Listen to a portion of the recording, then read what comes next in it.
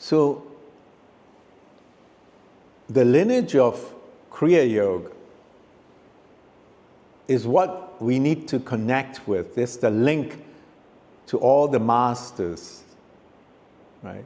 It's like if you want to learn the physics, relativity theory, they would tell you this came from Einstein.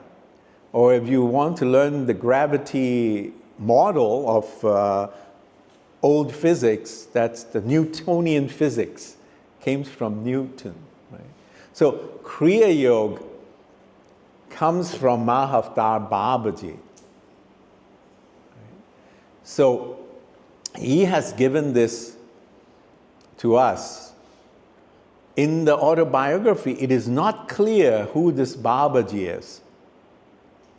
We all only know from Lahiri Masaya has told to Yuktiswar and to Yogananda that this Mahavtar Babaji is a great being who has lived a long time, like an immortal being. But where he came from, who is he, they didn't really specify. They knew, but it was too shocking to introduce into the Western world at that time. Okay, so it is only recently that my master, Yogi Raj, he has revealed that this Babaji is really an avatar of Lord Shiva, and he has been guiding humanity since there was the first human being. Okay, so his goal as a Maha Avatar, now he's not called an avatar, he's called a Maha Avatar. What's the difference? The avatars who come from Lord Vishnu, they come for a short time. Every 2,000 years or so, they will come like Sri Ram or, Lord Krishna, okay, or the Kalki Avatar coming. They come for a specific purpose, and when they finish that purpose, they go back to the eternity, to the bosom of Lord Vishnu. Okay, so they don't stay around. Okay. But Mahavtar Babaji, in this cycle that we know about, he came more than 26 million years ago. Okay, came after the end of the dinosaurs, and when, living beings were evolving.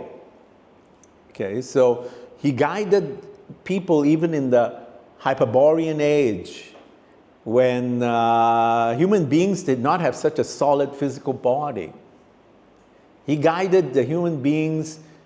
To call them human beings, and Homo sapien is a recent term, but I'm using it as a generic term from many ages ago, where more intelligent beings, that has evolved on Earth. So there's the Hyperborean age, then you have the Atlantean age, and all those, that they all went away, and now we have our age at this time. So it's been many, many millions of years. Okay. And he comes all the time to help those who are ready to evolve. Okay. So many great masters have met Babaji in one form or the other. Okay, so he's not limited by time and space to, any particular group of people or anything like that. So he predates India, so there's no way. Okay, so he's not of a particular. He can appear in different, roles and different versions, and even Babaji comes and sends aspects of himself.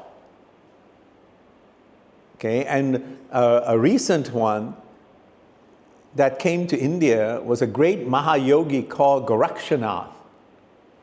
And he also lived for 2,000 years. He also would go off and come back and go off and come back. And the last time he came, Gorakshanath, was around 800 to 1000 AD, and he basically introduced Bhakti Yoga and Hatha Yoga. So all the yoga that we are practicing right now comes from what we call the Nath tradition. Okay, so Nath tradition is a very large group of yogis. They do many different things. They are tantrics there, they are bhakti yoga there, they do mantra yoga. The only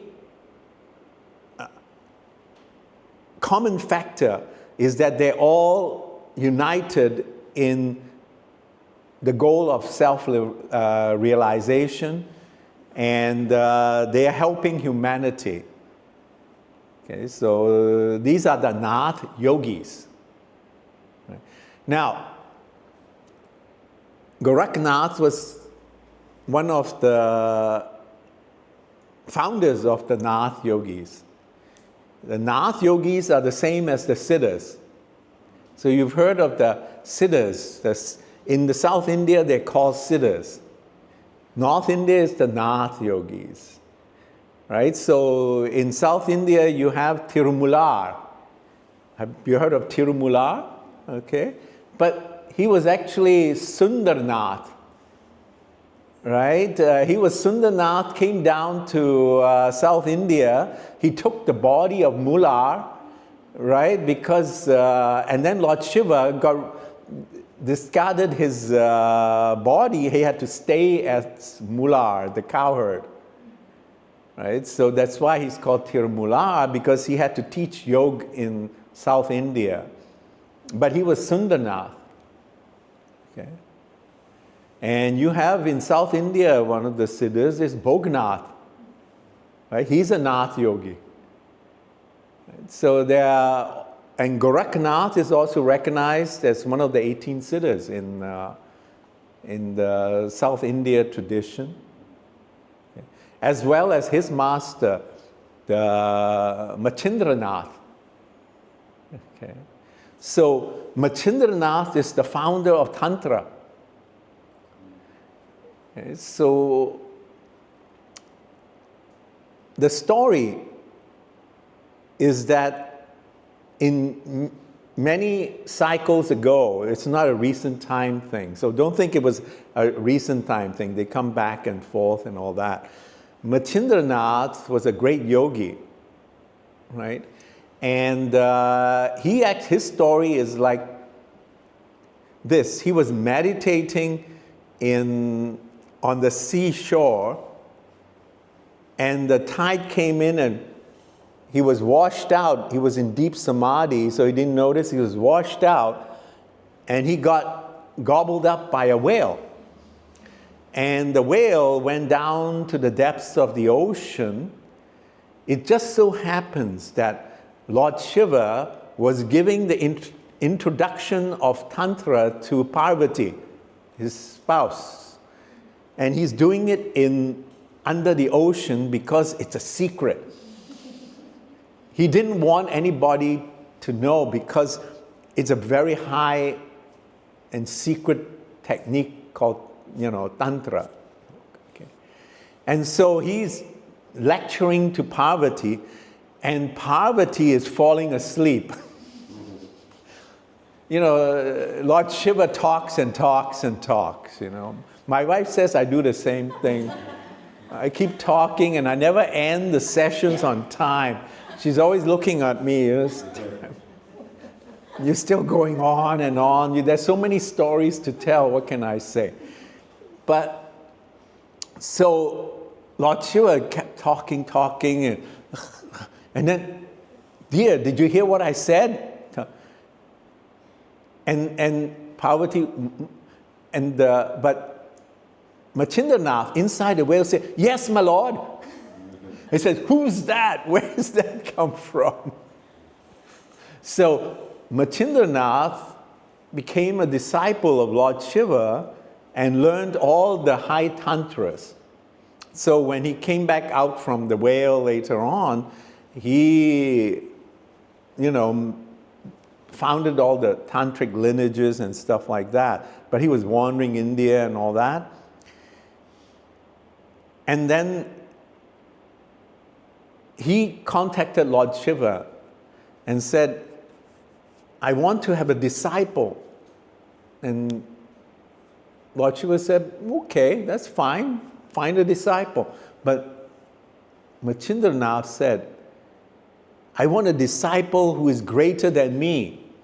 As all great teachers, I want to pass on to somebody who's, all parents want their children to grow up to better than themselves. Right? They have this aspiration. Right? So, and Lord Shiva said, well, I don't think that's possible. You're the greatest yogi on earth right now. There's no way somebody can be greater than you. And but Machindranath said, no, that's what I want, And then Lord Shiva said, well, then the only way is I'll come and be your disciple in this world. Okay. And, Machindranath said, great. And so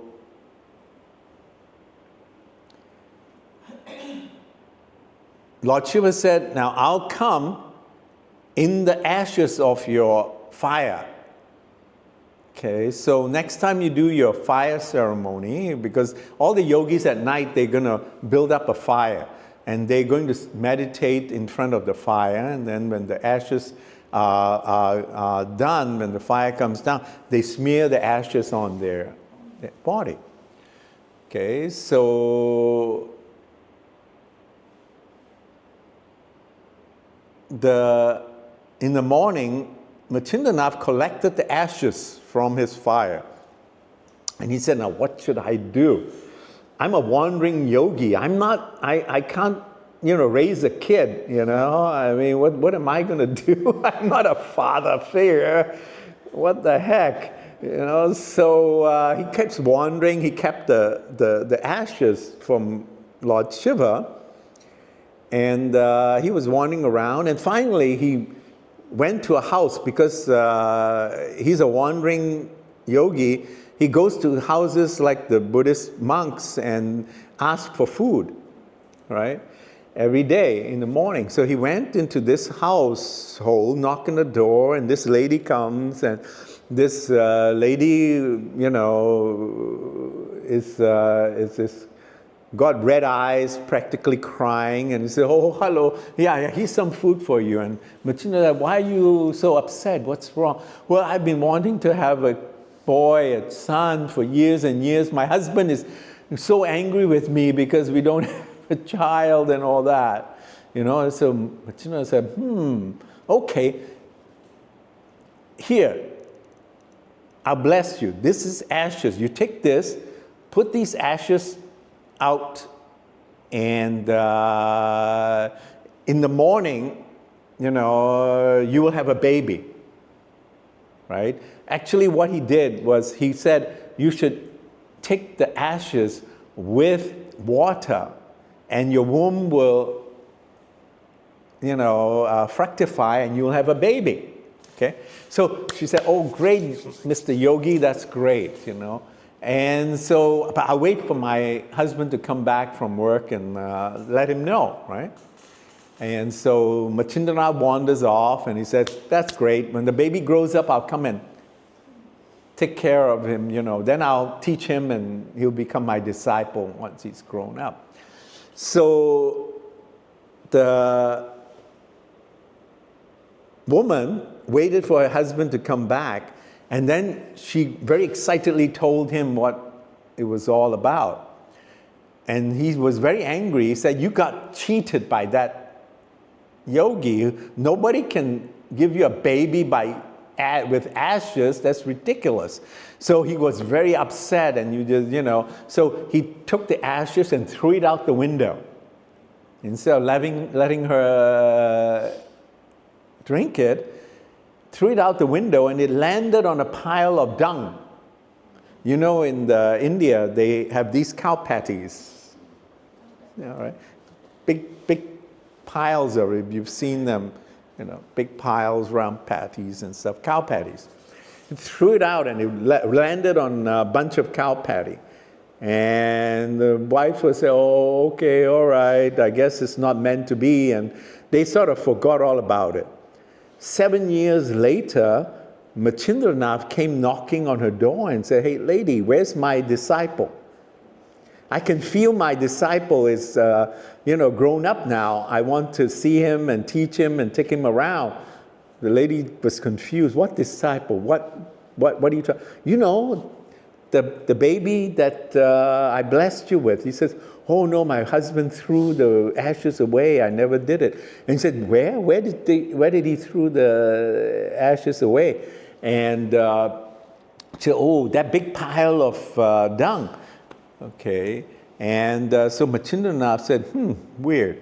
So he went to the pile of dung and he smiled and he said, okay, Goraksha, come now. I'm here, your master is here. And then a great light shone and all the dung disappeared and there was a fantastically beautiful 7-year-old boy there. Okay, so that is the story of the birth of Gorakshanath. And so Gorakshanath, in earthly terms, is a disciple of Machindranath, but in the spiritual sense, is the master of Machindranath. Okay, and he is an aspect of Babaji. Okay, so Babaji and Gorakshanath are the same. Babaji is a manifestation of Lord Shiva. Okay, so there's no difference between Lord Krishna or Vishnu, right? They are the same, they're one. So there's no difference between Babaji and Lord Shiva. So that is the lineage that you're connected to. It's a very holy lineage, right? Now, why did Babaji give this Kriya yoke in 1860 or 61 to Lahiri Messiah and ask him to promote it out? It's because humanity goes through different ages. And if you look at Sri Yukteswar has described a cycle of 24,000 years, which is the human yuga cycle. There's a cosmic yuga which is 240,000 years of Kali Yuga. We are in that beginning of a cosmic Kali Yuga. Okay, which means a dark age. The whole universe is in a dark age. But in the human cycle, we're not in the dark age. We have a 24,000 year cycle. Okay, the dark age was actually from 600 BC to 1800 AD. Okay, so it's a 1200 years and 1200 years like that. You see, the cycle is like you go from, the Kali Yuga to Dwapara Yoga to, we forget which one it is, Treta Yoga, and so on to the Golden Age. And then you come back down, right? So there's a 12,000 year up and a 12,000 year down cycle. And we finished this down cycle and we're now on the upward Dwapara, from the ascending Kali Yuga to the ascending Dwapara Yuga. Okay, so in 1860, that's when we entered into the Dwapara Yoga. And so Babaji came and initiated Lahiri Messiah and said, give this to the world. The world is now ready. We're in the upward swing. People are getting more spiritual and less material. Because in the dark ages, what was the problem? It was people were material. They didn't want to meditate. Things were too difficult. There was wars, there was famine, there was all sorts of problems, okay? So the time was right for this Kriya Yoga. And this Kriya Yoga is not something to be kept secret, although we give it, in groups and in person. It's not meant to be a secret. Anybody can practice it. Okay, you don't have to have any qualification. As long as you're a human being, you can practice Kriya Yoga. You don't have to be a monk. You don't have to even be vegetarian. You don't have to give up anything. Babaji didn't. Well, Babaji was making certain rules. And, he told Lahiri Masai, if you find somebody who can meditate for 12 hours and, is a pure soul, then you can give him the Kriya Yoga, okay? And Lahiri Masai said, I think you're out of touch with reality. We don't have such people anymore. Maybe in some bygone age there was such thing. Let me give it to all sincere people. And they don't have to give up anything. They have to be householders. Okay, that is the distinctive feature of Kriya Yoga, is Lahiri Masai was not a monk. Right? He had children, he had a wife, and he worked. Okay? So it's a yoga, a path of evolution suitable for normal people. Okay? Normal in the sense that they have responsibilities. You're not normal. If you were normal, you won't be here. Okay, so you'll be watching TV or going out with some friends and stuff like that. Okay, so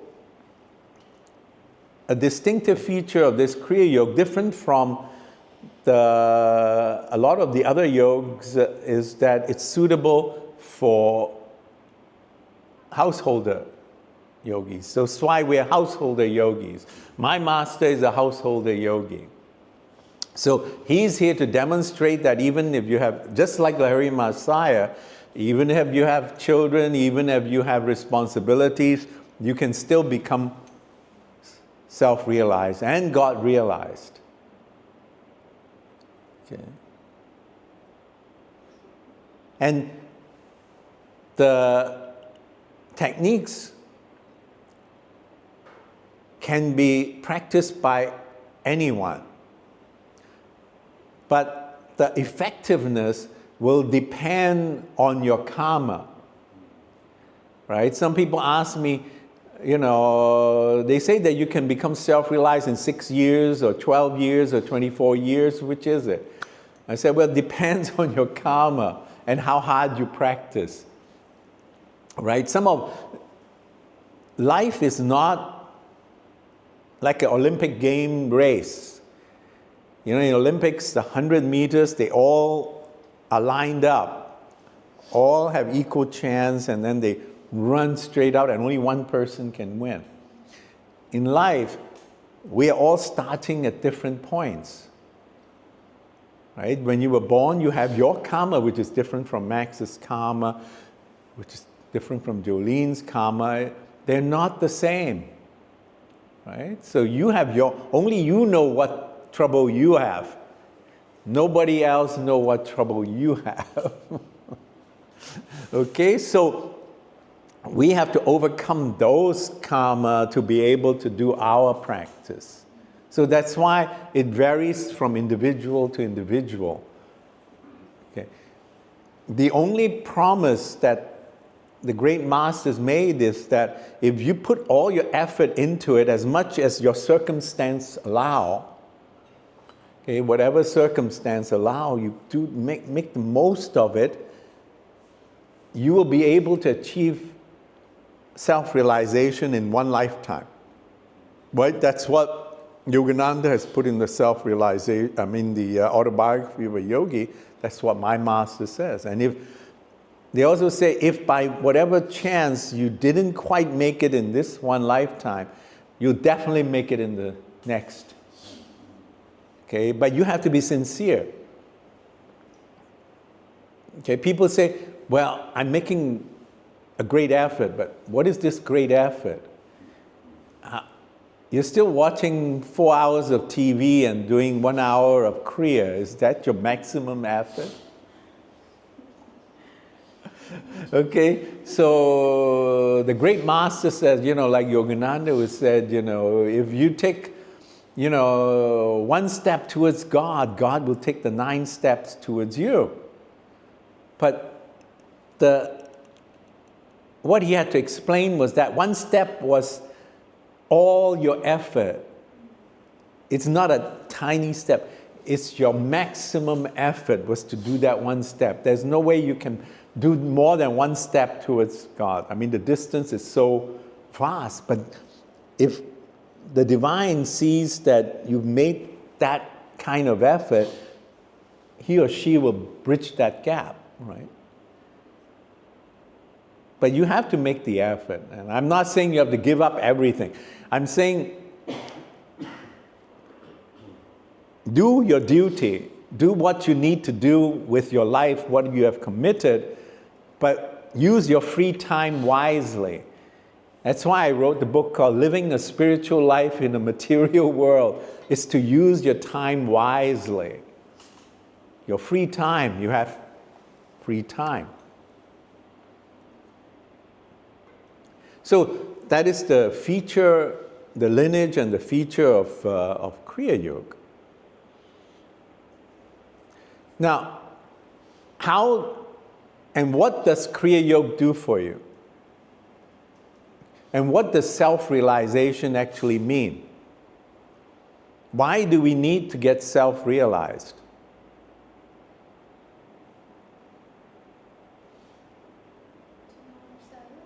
Huh? Why don't you know yourself? Since we are too outwardly, we're busy with putting up a figure that we are not, maybe. So that we can help others get realized.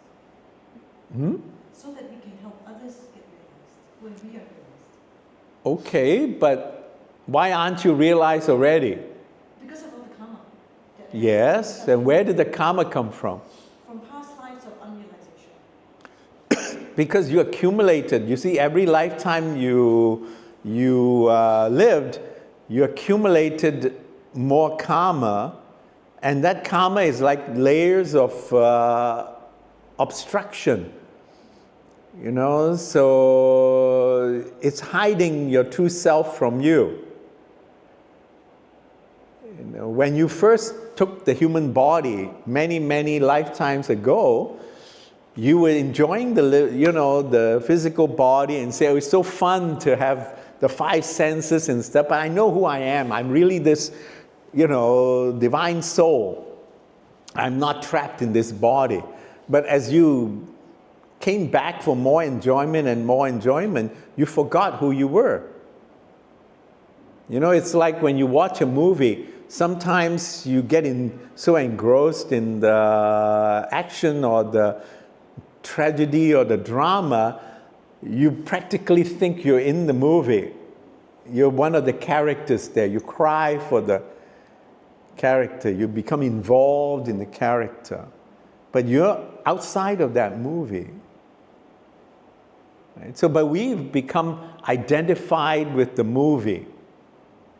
Yes? You're saying we kind of go backwards for a few lifetimes because of all these, and then we have to go back up again? Yes. Okay. See, we came down the escalator to where we are now.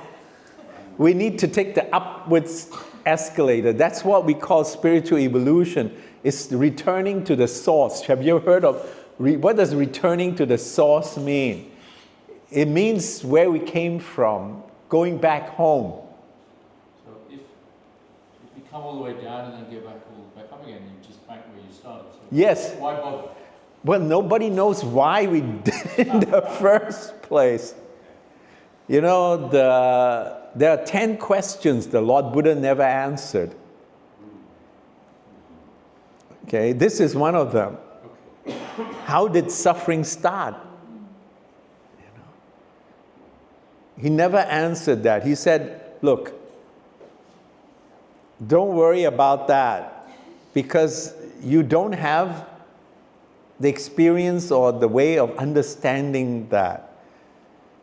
What you can understand is there is suffering, and you are suffering. That you know. You don't know why you started suffering, but there you are. You start where you are. There is suffering. You're suffering. There's a way out of the suffering, and I can show you. That's the message of the Lord Buddha. That's the same message all the great yogis are telling us, is you got into this mess, and this is the way out of the mess. Don't ask me how you got into this mess, because the whole point is that in this mess, you're limited by your mind. And your mind cannot comprehend the truth or the reality. Right? We're limited by 5 senses, so don't even bother. You're not going to be able to see cosmic ray. Can you see microwave? Can you see an electron? The physicists can detect and tell you there's electron. You read the book, yeah, there's electron. No. But you can't see it. Right? The wall is all 99.99% empty. It's just empty space, but we cannot experience that. So how can you experience why you can't? All right, so once you're there, then you'll know when you go back. Then you'll figure out, oh, that's why.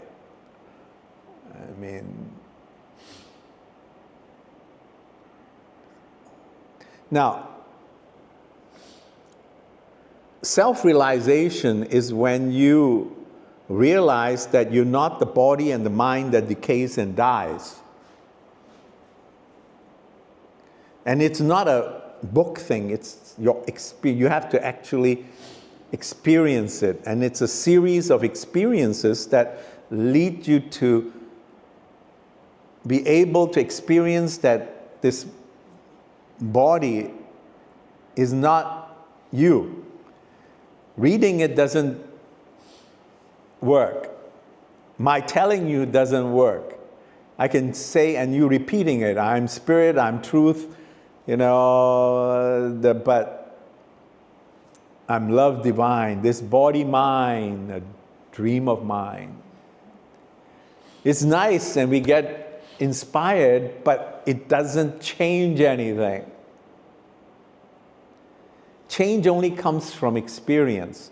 And experience needs practice to get, you cannot sit here and get the experience of like going to Mount Kailash or I went to Mount Kailash. I have no desire to go to Mount Kailash. I don't think you should go to Mount Kailash, okay? Because where is Mount Kailash? Don't waste time outside. Where is your Mount Kailash? Do you know? Here is your Mount Kailash. That's where Lord Shiva is, in the third eye center, in the Shiva Netra. Okay, why go outside?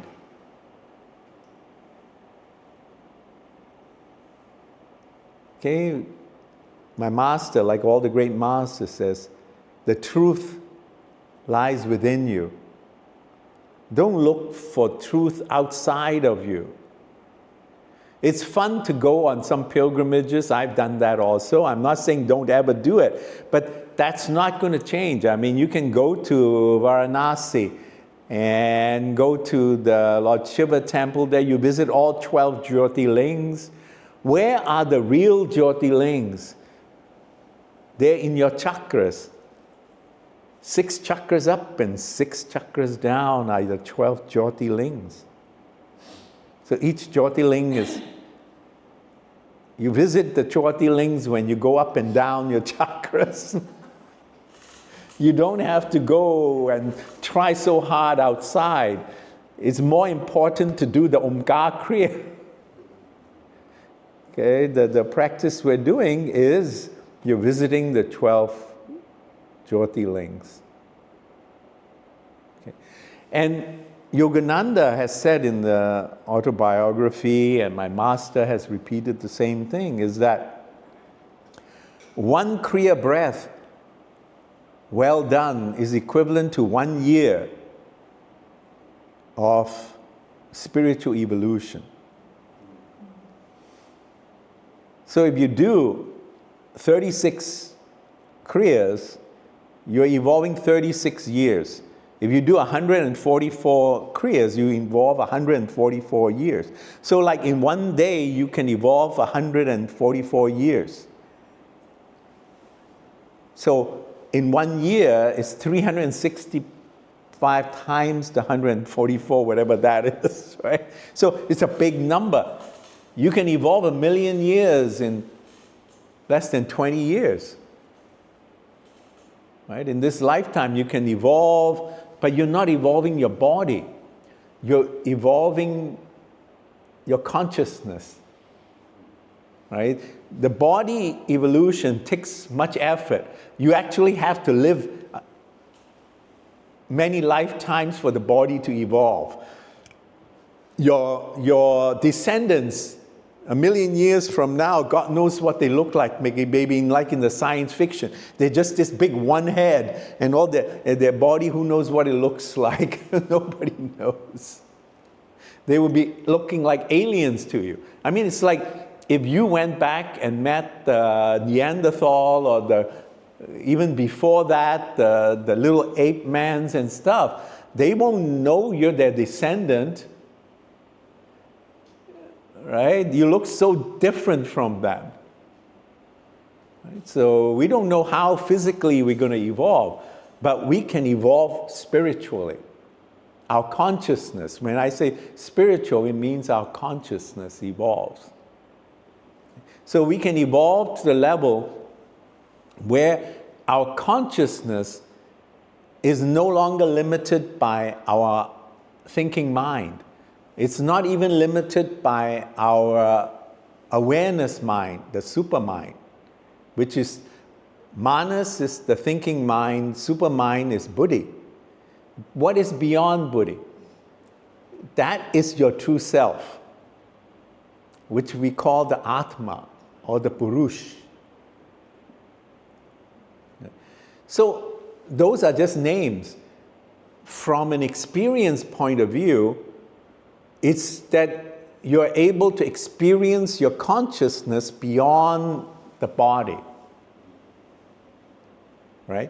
And you have the experience that even if the body dies, you will go on. And you have the experience that I don't have to come back again if I don't want to. If I want to, I can come back to help. As you say, we can help others. Right? But that's your choice. Right now, we are forced to be reborn. It's not our choice. We are forced to be reborn, whether we like it or not. And we don't even get to decide where we're reborn, when we're reborn. It's from our karma. Right? So, another word for self-realization is moksha and liberation. But what is liberation? It's freedom. These people are saying we're free. Are we free? Democracy is free. You're not free. You're not free to live forever. You're not free. You have no control over your life. You have no control over what anybody says to you or anybody does to you. Even if you're nice to somebody, that person could kick you and be unkind to you. You can't control other people, right? You can't even control your own mind. How can you control someone else? Right? So moksha, the first level of moksha is self-realization. Self-realization means you identify the true self, the spirit. I'm spirit, I'm truth, I'm love divine. This body mind, a dream of mine. But then what about your spirit and my spirit and your spirit? Where are there many spirits? Once you have self-realization, then you find your consciousness expanding, and then you feel your consciousness connecting with all the other consciousnesses in the sea of consciousness and the ocean of consciousness, and you're reaching for God realization. That's your second moksha. When you realize that you're not just an individual spirit, you're really the universe, right? And when you become the universe, then you are looking at matter, all the planets, all the stuff. He says, what are those things? Where did they come from? I created them? What is it all about? As you, even at that level of God consciousness, that's why even Vishnu, Brahma, and Shiva are not the ultimate. They're still Param Shiv. Okay? That is the cosmic consciousness that actually evolved into Brahma, Vishnu, Shiva, and then into all of these matter and spirit. Right? So it's like my master says, from the nothing is everything created. What is this nothing?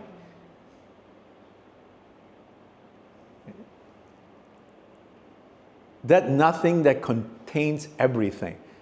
That is the ultimate level of reality. And that hardly anybody gets there. That's why there's, like a Buddha, right? It's, or, there are many siddhas in the history of humanity.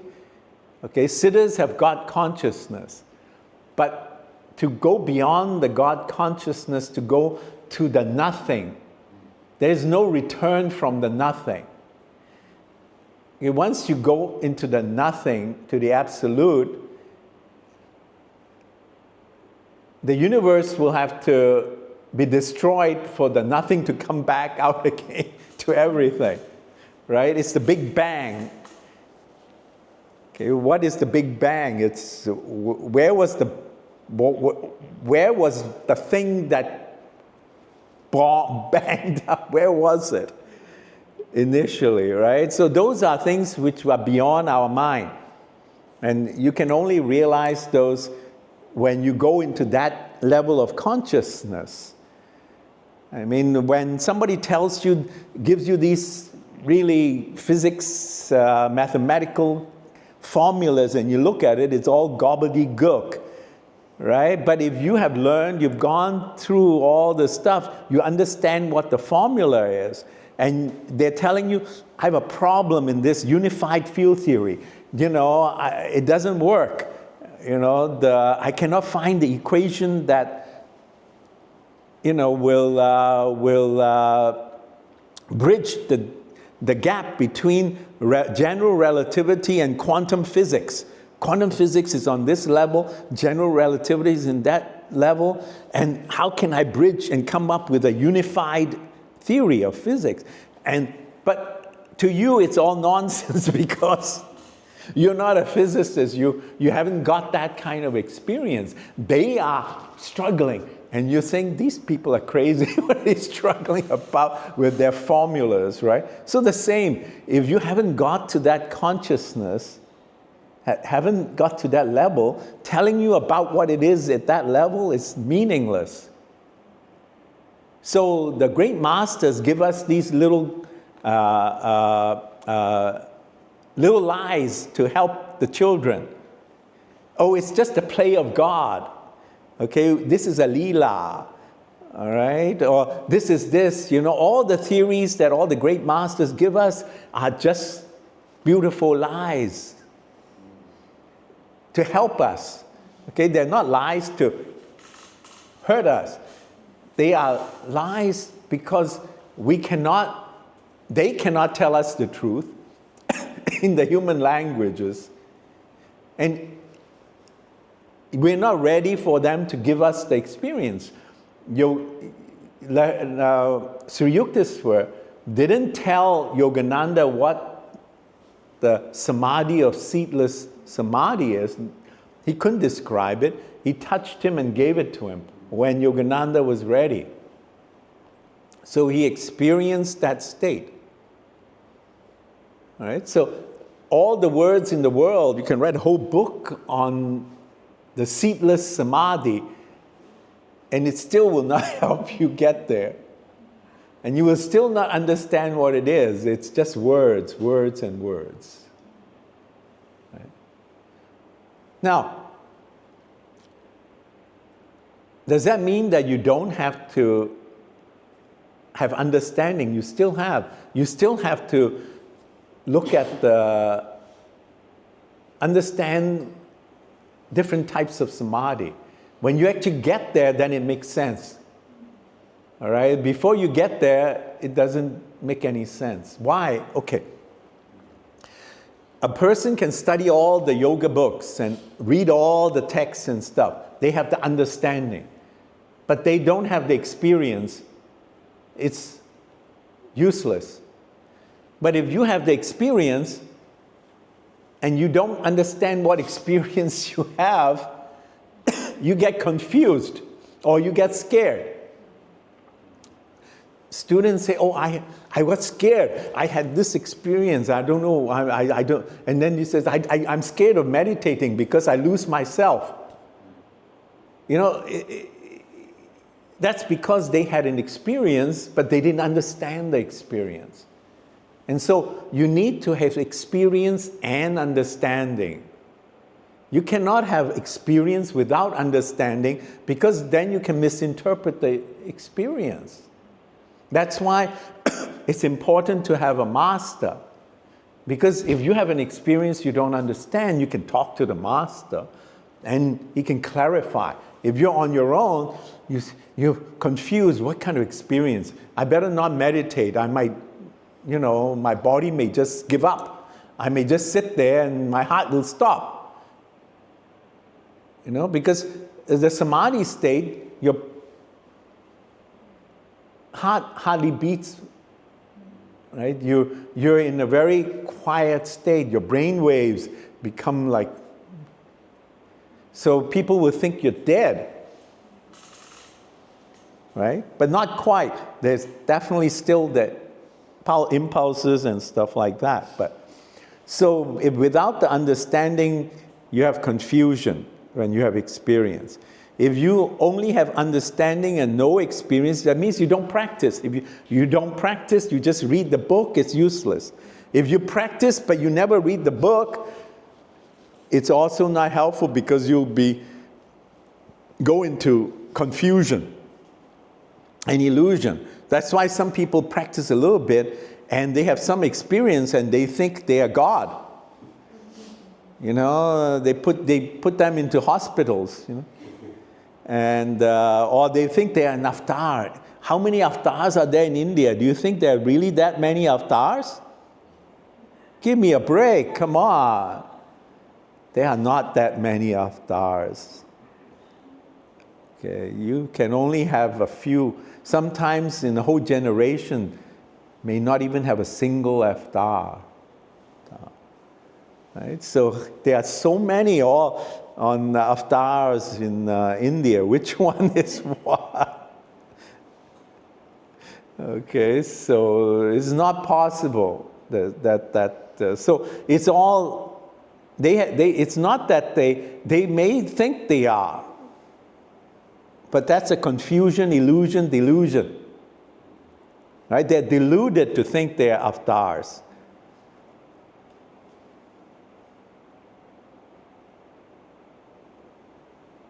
Now, what time? We take a break now. I think Om Shanti Shanti Shanti. We'll take a 5-minute break. Then I'll talk about the techniques, how they work.